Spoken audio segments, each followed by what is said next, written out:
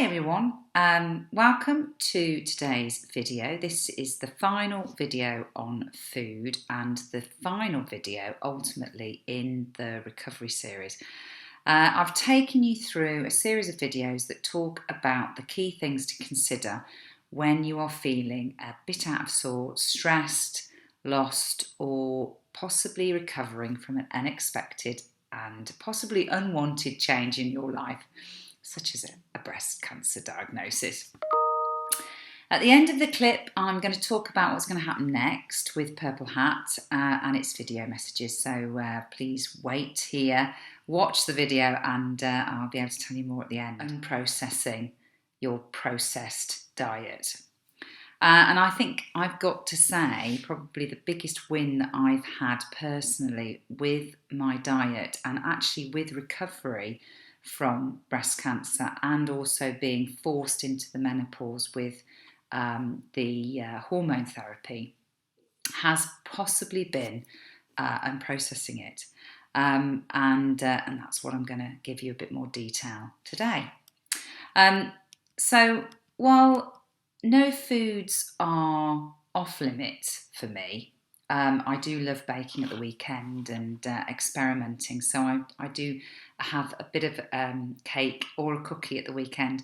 But I do see this as a bit of a treat and an exception, and it's not the rule. The majority of my diet is made of nutritious whole foods that actually give me the sense that I'm full. I'm going to give you more about that in a minute. And actually makes my body feel happy. I've been reading a little bit about the processed food diet, and I've come across some really shocking stats. Do you know that half of all the food bought by families in the UK is now what they class as ultra processed, which is made in a factory with industrial ingredients and additives invented by food technologists and bearing little resemblance to the fruit, vegetables, meat or fish used to cook a fresh meal at home. And research by global nutrition experts reveals the scale of our food evolution from farm fresh to factory manufactured. Real food has been replaced by salty snacks, sugary cereals, industrially made bread and desserts, ready meals and reconstituted meats alongside sweetened soft drinks. And what's even sadder is that the processing process strips food of what your body needs. It strips it of fibre, it strips it of vitamins, and it injects it with what your body is prone to crave, which is salt and sugar. And more importantly, unprocessing is a key step in retraining your brain. And what I've found is that by reducing my intake of processed foods, I've actually rewired my brain to not be interested in those sweet and salty snacks that I used to adore. And it's actually more excited, which is so weird when I talk about it, by fruit and vegetables. So I've mentioned before that processed foods have many detrimental effects on your body.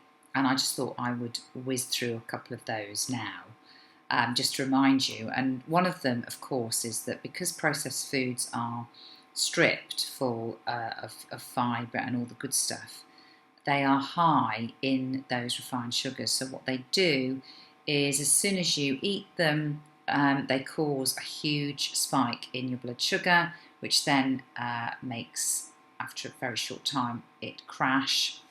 And by crashing, it kind of makes you want to eat more of those high sugar foods to get the high again. So eating this type of food actually activates the region of the brain which is associated with rewards, pleasure, and cravings. So rewards reinforce habits and behaviours. They almost form a positive reinforcement.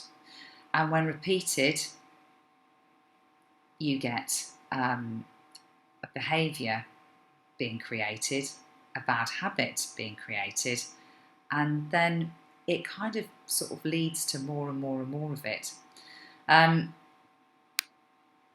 So eating processed foods will actually increase the likelihood that you'll eat more processed foods, and it becomes a bit of a vicious cycle. So to unprocess your diet, the first step is to increase your self-awareness. And that really is analysing your thoughts, your feelings, your motivations, your desires on why you are eating the food that you're eating. So it is a very good idea to create a food diary so that you can understand why you're doing it. And I suppose the way that I started to look at it was I started to recognise that stress was a big trigger for me that pushed me to eat processed, sugary, salty foods. And so what I have recognised from that is that certain things I don't really want to have in the house. If I am going to be very busy and likely to be very stressed, then preparing the food beforehand or before that week also helps. But what I would suggest that you do as well, which is something that I also did, was look at each meal one at a time and start to think, is this highly processed?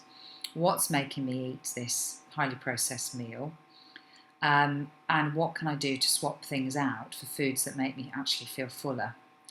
There is another way that you could look at it. You could actually identify the most problematic processed foods in your diet, those that you just cannot stop eating, or that when you start you can't, you have to eat more of it, or you never feel satisfied. So have a look at what processed foods you're eating, and start to have a really clear idea on maybe where you start in terms of swapping the processed food for an unprocessed food. So just to finish, a few words on foods that keep us full, and there are a few things that you could do when you're swapping out your processed foods to go for some of these items. So there's 3 of them that are really good for you: anything protein-based, fibre-based, and water. And protein increases your ability to feel satisfied after a meal by actually triggering the release of hormones from your stomach and your bowels to reduce your appetite. So, of course, protein is found in animal foods, but it's also found in plant-based foods. So you can go for things like nuts, seeds, and beans, legumes, and these will actually help you stay fuller for longer. Fibre is the other, and this is only found in plant foods. It helps to keep us full in a number of ways. Firstly, food containing fibre generally needs to be chewed a lot before being swallowed. And the act of chewing and the fact that this slows down food consumption sends signals to the brain that the food is being consumed, and to reduce hunger hormones and increase that feeling of fullness, which encourages you to stop eating. So fibre is a really good option. So fibre adds bulk and therefore that feeling of being full. So the final one is water. Drinking water or fruit tea before a meal has been shown to reduce your calorie intake at the meal. In the same way as fibre, water can also add bulk to your meals, soups or smoothies with no extra calories, and there is plenty of evidence to suggest that water containing food like fibrous vegetables, celery, cucumber, lettuce, reduce our food intake overall because of their water content. So, there you have it. What you need to do really is go back to your diet, look at those problem foods, and start to work through what triggers you to eat them in the first place. Increase your self-awareness and then work out what can I replace it with. Slowly, you will change those bad eating habits. Well, thanks for joining me on this journey through breast cancer recovery and then detailing, I suppose, what I focused on to help me recover in the recovery playlist, which is this is the last video of that.